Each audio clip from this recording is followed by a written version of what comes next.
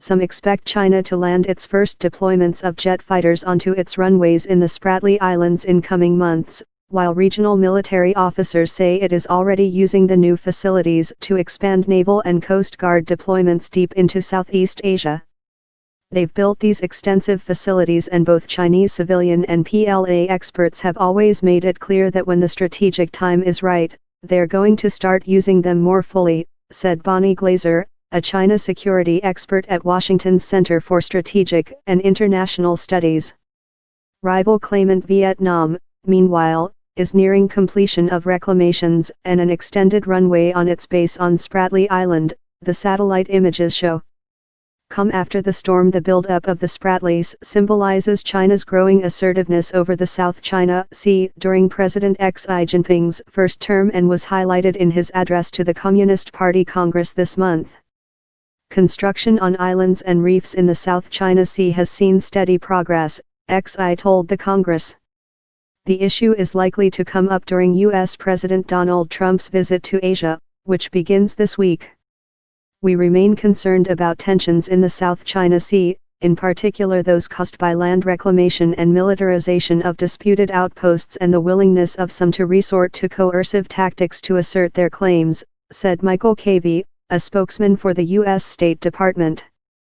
We have consistently called on China, as well as other claimants, to refrain from any further land reclamation, construction of new facilities, and militarization of the disputed features.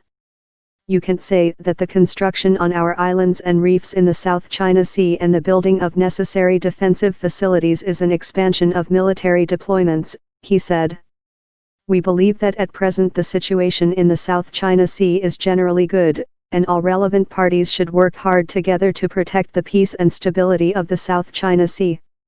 China's ambassador to Washington, Tsui Tiankai, said on Monday the United States should not try to interfere in regional efforts to resolve disputes in the South China Sea.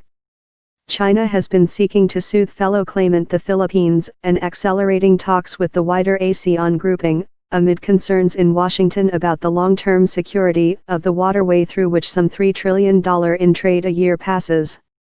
We also want Beijing to do more to stop provocative actions in the East China Sea and the South China Sea, where the Chinese are building up combat power and positional advantage in an attempt to assert de facto sovereignty over disputed maritime features, Admiral Harry Harris, commander of the U.S. Pacific Command, said. Tactics Not Strategy. A recent study by the U.S. government-linked Rand Corp weighing the risks of a conflict between the United States and China moved the South China Sea up its list of potential flashpoints. Placing it above Taiwan but below the Korean Peninsula, the study notes the waterway has become the unanticipated focal point of rivalry. While the Pentagon has embarked on more regular freedom of navigation patrols, or FONOPS, to challenge Beijing's claims, some analysts believe Washington is struggling to counter China's creeping domination of the area. FONOPS are tactics not strategy, and they have not made China rethink its plans for the South China Sea one iota. N. Lection, a naval expert at the Shanghai University of Political Science and Law, said there was little need for China to dramatically increase deployments now, but much depended on the actions others. As long as others don't intentionally go and provoke clashes, things will be fine, he added. The issue is that some countries, like the United States, go and stir things up.